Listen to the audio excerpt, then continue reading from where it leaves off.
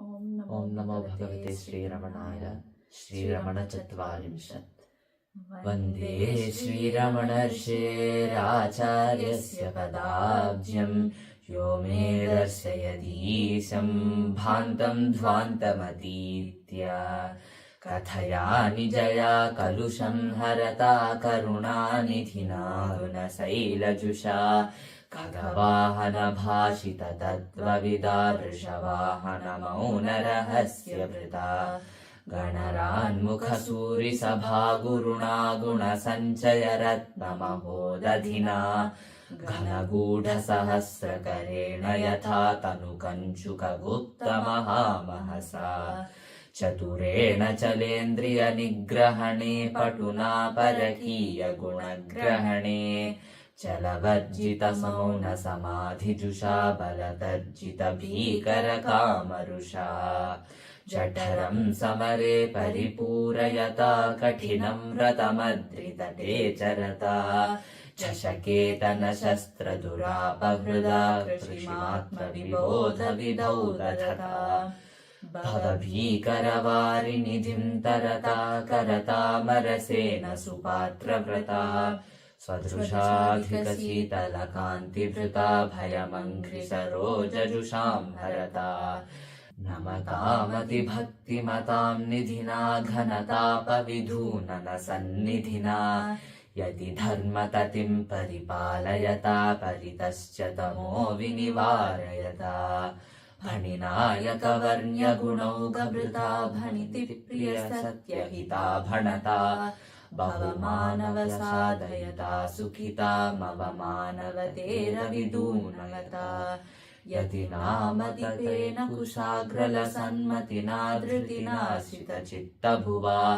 लहरीं प्रमदस्य सदा वहता नतान्तरसात्रसंहतिना भगवत्पदमन्यजना सुलभं स्वगुणैरधिगत्य परं जयता ममतारहितेन हितेन सतां निहितेन गणप्रगुणा हृदये धरणीधरजाङ्कमपि त्यजता धरणीतलवासितमोधुतये नरवेशभृता नगरेन्द्रकृता रमणेन सनाथमिदं भुवनम् परदेशिनेन धवलेन वाससः सकलेन वेष्टितकले विशोभीना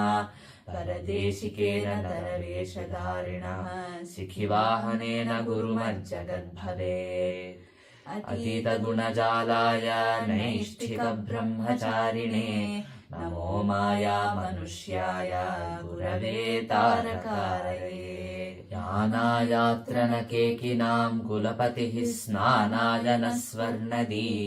पानाय क्षितिभृन्महेन्द्रदुर्हितुर्नस्तन्यदुग्धामृतम् गानाय प्रमथेश्वराः सवयसो नैवात्र वीणाभृतो वासं शोणगिरो करोषि भगवन् क्रौञ्चाद्रिवेतः कुतः एकं वक्त्रमुमाङ्गवासविरह पाणौ न शक्त्यायुधम्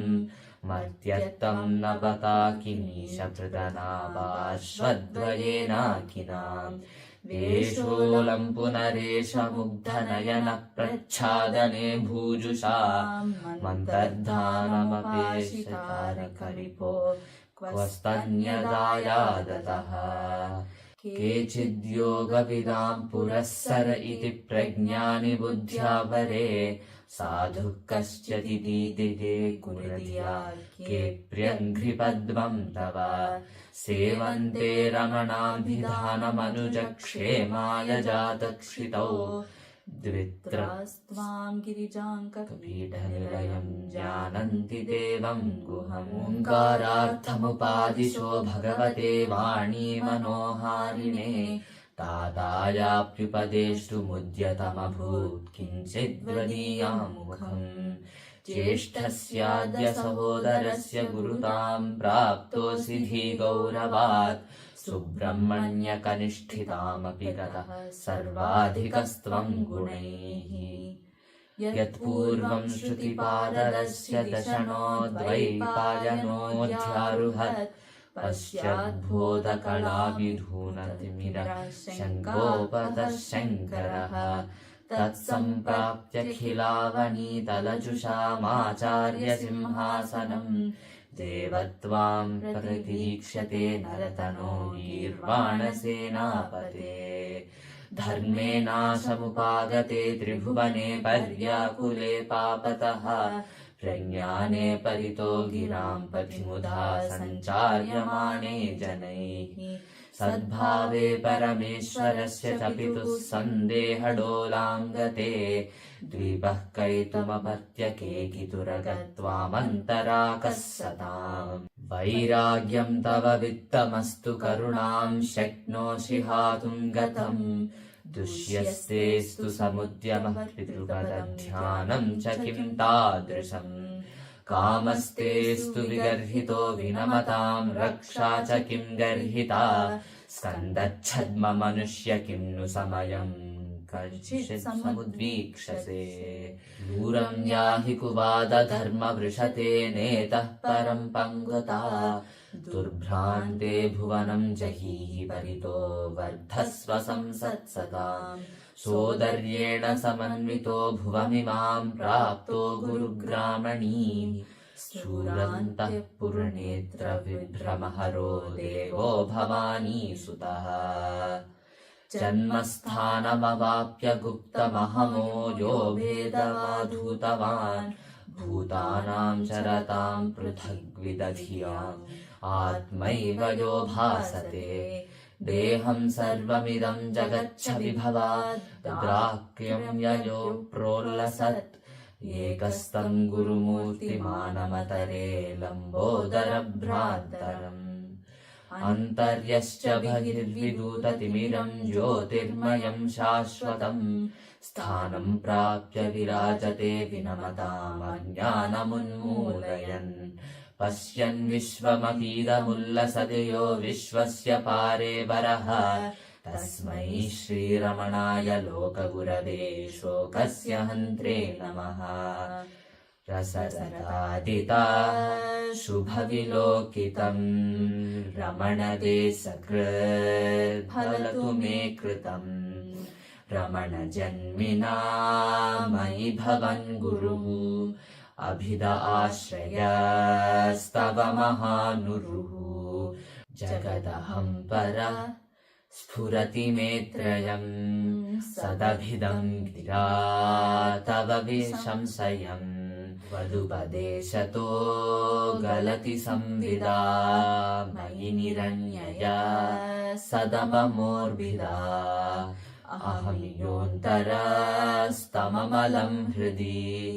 अनुभवे नभोस्तव कृपा यदि न करुणागुणस्तव विदाम्पते हृदय तेजसा सहज भैवते तव तनोज्ज्वलत्यनघविद्युता तव दृगा तथा लसति भास्वता कबलितं मनस्तव विभो हृदा त्वमसि सन्ततं विलसितो मुदा भुवनभूपतेर्भगवतः कृते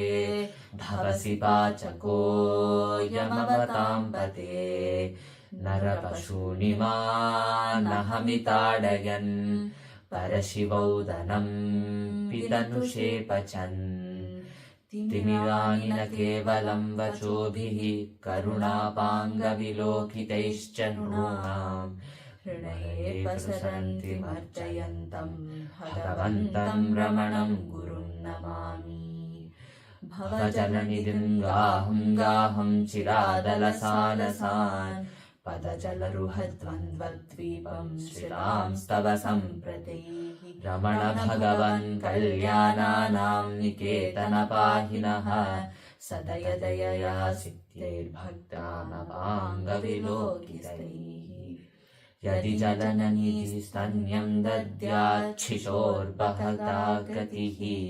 यदि पशुपतिक्रोधं कुर्यात् पशोरवणं कुतः यदि पदजुषामाचार्यत्वं निहंसि न संशयम् भ्रमशतपरागीता ये ते तरन्तु भवं कथम् विशतः सिते पूर्णा शान्तिः सुधाकरसोदरे स्थिरपृथुलयोः पूर्णा शक्तिर्सृशोऽर्तुदरार्चिषो हृदयकमलये नित्या निष्ठा बहिश्च शरत्प्रभे रमण भगवन् को वा मौनी समस्तव भूतले देवी शक्तिरियं दृशो श्रितजने ध्वान्तक्षयादायिनी देवी श्रीरियमम्बुजाक्षमहिषी वक्त्रे सहस्रच्छदे देवी ब्रह्मवदूर्यं विजयते व्याहारगूढापरा विश्वाचार्य महानुजावरमण त्वां स्तौतु कः प्राकृतः सोऽहं जातो रमण भगवन् पादयोस्ते दविष्ठो यद्यप्यस्मिन् महति समये शक्तिलास्ये प्रवृत्ते सूर्यस्येव ज्वलति महसो दूरगां नाथ शक्तिम् विश्वस्याग्र्यां तव मम मनो वीतदुःखं तथापि तद्भागधेयमसमानमन्येकमौनी वासार्जितं क्षितिभृत् खलु लोहितस्य अङ्गीचकार भगवान् रमणो महर्षिः अन्येषु सत्सु यदियं बहुषु स्थलेषु शान्तिर्नितान्तमधिका परमाशु शक्तिः वैराग्यमद्भुतमं करुणा तु सान्द्रा ज्ञानं निरस्तगुहनं मधुरं च वृत्तं नृणां निदर्शनमयं रमणो महर्षिः नारसिंहिर्गणपतिर्वासिष्ठो रमणं गुरुं चत्वारिंशन्मितैर्पद्यैः स्कन्दां संस्तुतवान् ऋषिम् श्रीरमणार्पणमस्तु।